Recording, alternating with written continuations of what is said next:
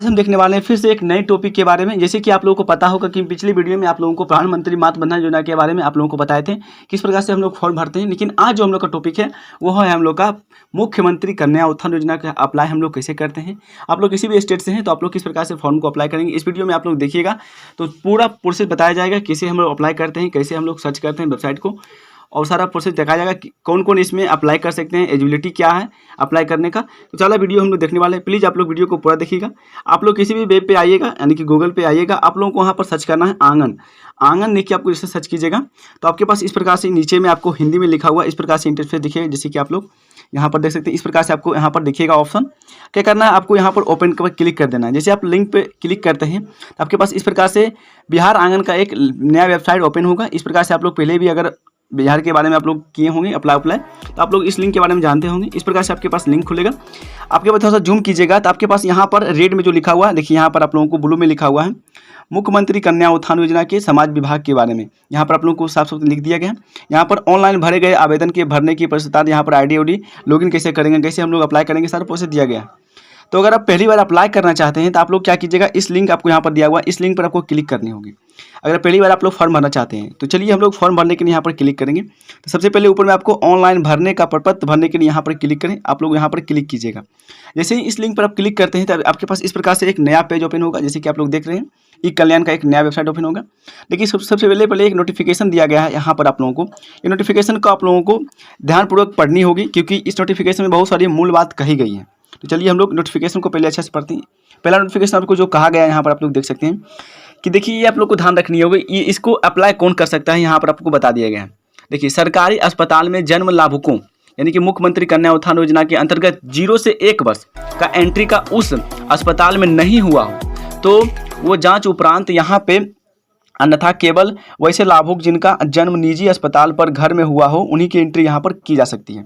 यानी कि यहाँ पर कह दिया गया है इस फॉर्म को वही लोग भर सकते हैं जिनका कि अगर आप लोग अस्पताल में आपका जन्म हुआ और आप लोग वहाँ से अगर कन्या उत्थान का यानी कि वहाँ का आपका पेमेंट मिल गया है 5-6 हज़ार, तो आप लोग यहाँ पर अप्लाई नहीं कर सकते हैं। लेकिन अगर आपको वहाँ नहीं मिला है तो आप लोग अप्लाई कर सकते हैं।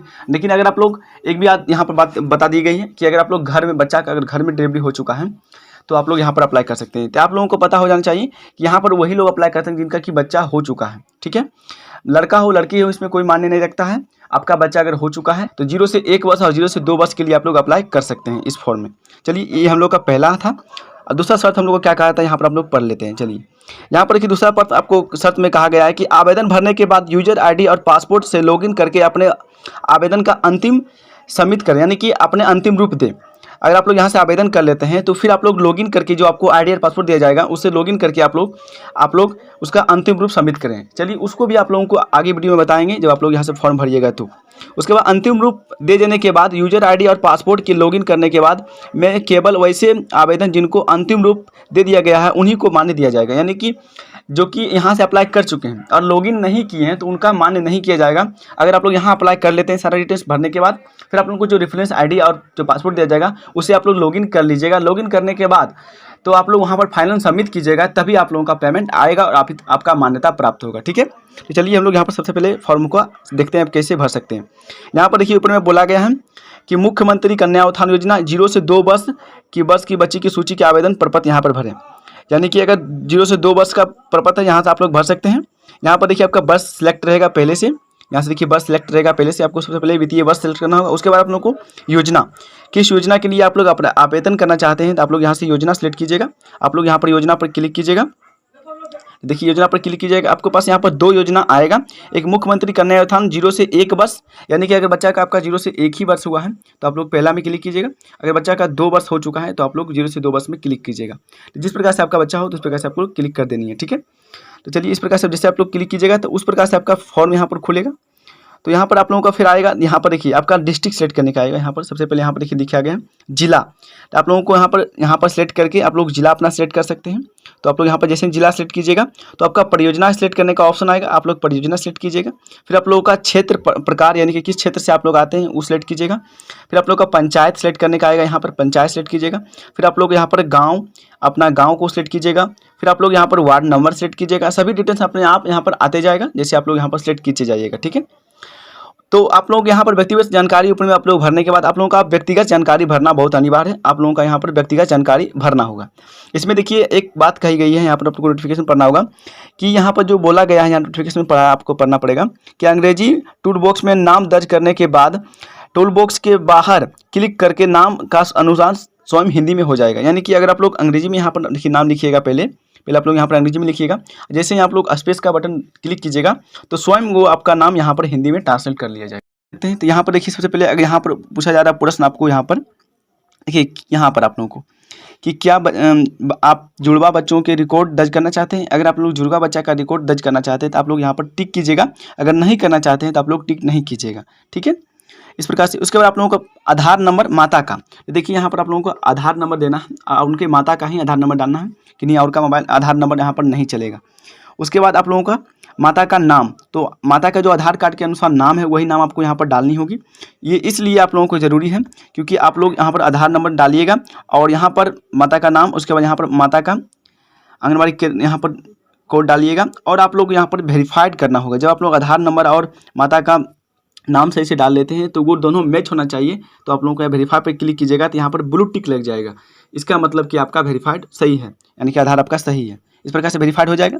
फिर आप लोगों का आंगनबाड़ी कोड संख्या, यानी कि किस आंगनबाड़ी से आप लोग आते हैं, आप लोग आंगनबाड़ी कोड संख्या भर दीजिएगा।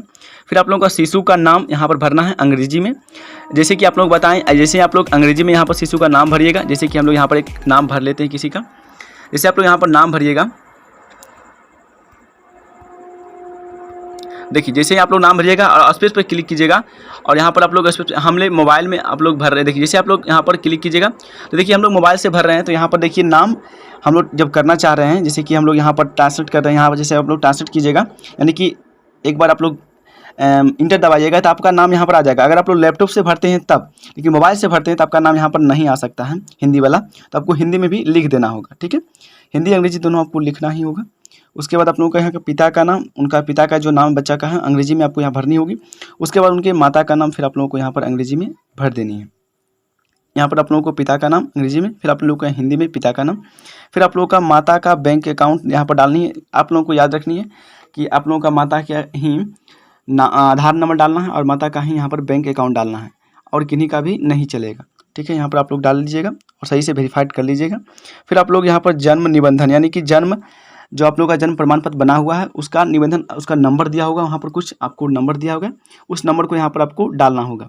तो आपके पास जन्म प्रमाण पत्र होना आवश्यक है, तभी आप लोग इस फॉर्म को भर सकते हैं। तो यहाँ पर आप लोग जन्म प्रमाण पत्र भर लीजिएगा।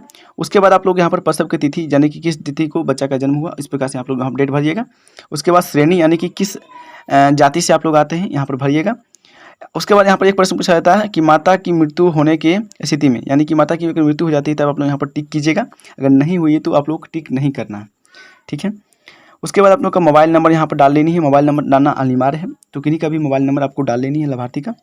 यहाँ पर रिमार्क, यानी कि अगर कुछ आप लोग टिप्पणी लिखना चाहते हैं यहाँ पर यानी कि माता की मृत्यु हो चुका है तो आप लोग कुछ टिप्पणी लिखना चाहते हैं लिख सकते हैं, इसका अनिवार्य नहीं है, ये छोड़ भी सकते हैं। अब आप लोगों का आता है बैंक डिटेल्स, ये आप लोगों के लिए बहुत ही इंपॉर्टेंट है, यानी कि इसी पे अगर आप लोग यहाँ पर कुछ भी गलती कर देते हैं तो आपको पास यहाँ पर दोबारा आप लोगों को अपडेट करने का ऑप्शन नहीं दिया जाएगा। तो आप लोग यहाँ पर बैंक अकाउंट जो आपका है वो सही से आप लोग मिलान करके यहाँ पर इंटर कीजिएगा। तो देखिए आप लोगों को बैंक अकाउंट आप यहाँ पर डालने का ऑप्शन आता है, यहाँ पर बैंक संख्या आपको डालनी है, यानी कि बैंक संख्या।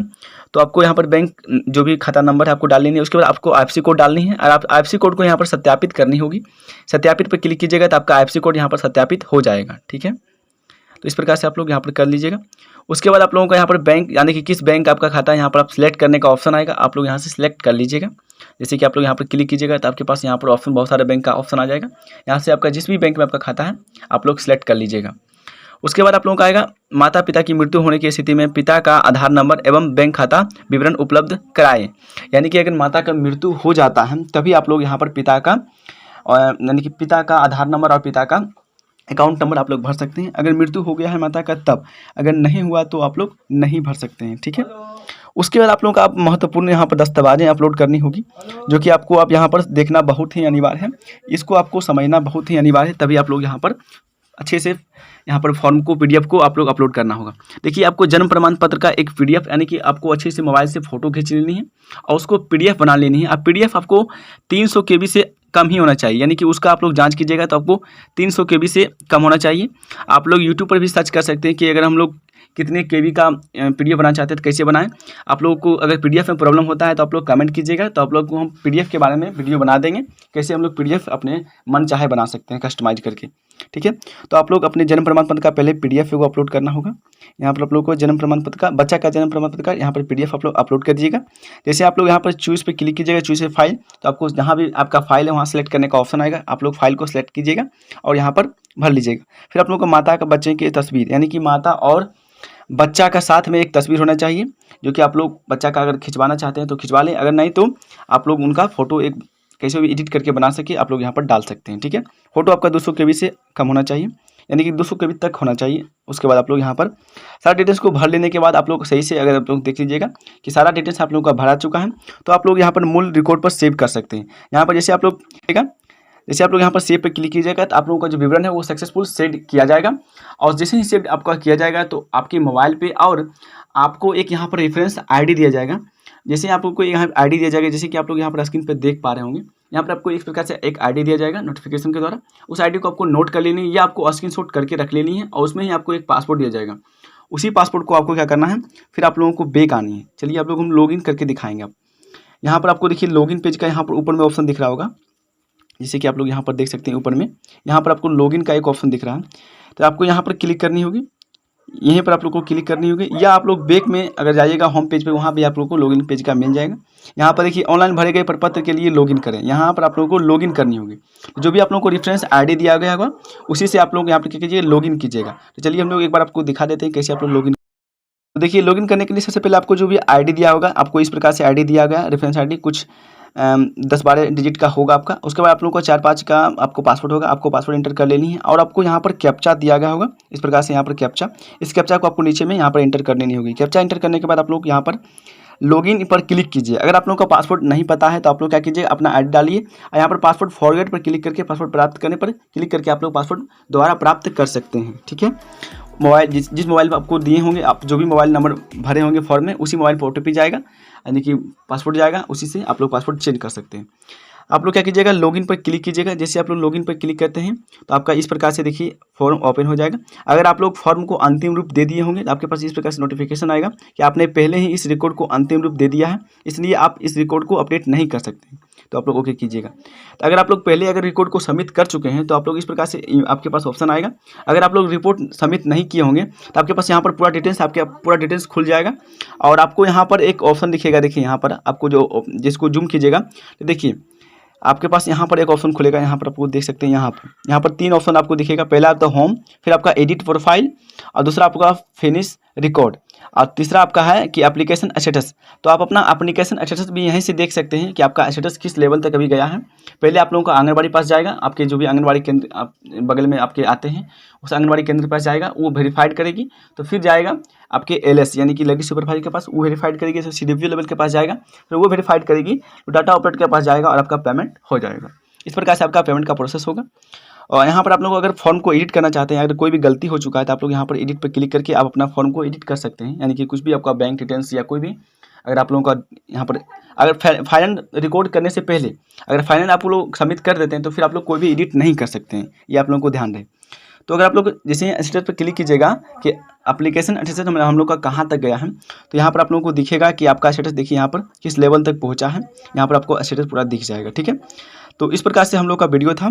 बाकी बात अगर आप लोगों को कहीं भी कोई प्रॉब्लम हो आप लोगों को तो प्लीज़ आप लोग कमेंट कीजिएगा। ये जो हम लोग का वीडियो था ये हम लोग का ओनली बिहार लेवल का था, यानी कि इसमें जो सेविकाएँ बिहार की है वही इस फॉर्म को भर सकती हैं। अगर दूसरे राज्य की सेविकाएँ भरना चाहती है, जैसे मध्य प्रदेश, UP या कोई और राजस्थान, जैसे कोई भी स्टेट से भरना चाहती है तो वो हमें कमेंट करेगी, तो हम लोग का उनका भी वीडियो बना देंगे, या उनका जो लिंक है, उनका जो मुख्यमंत्री कन्या उत्थान का जो लिंक है उनको हम आपको सेंड कर देंगे। तो प्लीज़ आप लोग कमेंट कीजिएगा, तो उस पर हम लोग को देखा जाएगा। मिलते हैं फिर एक नई वीडियो में, तब तक के लिए जय हिंद, जय भारत।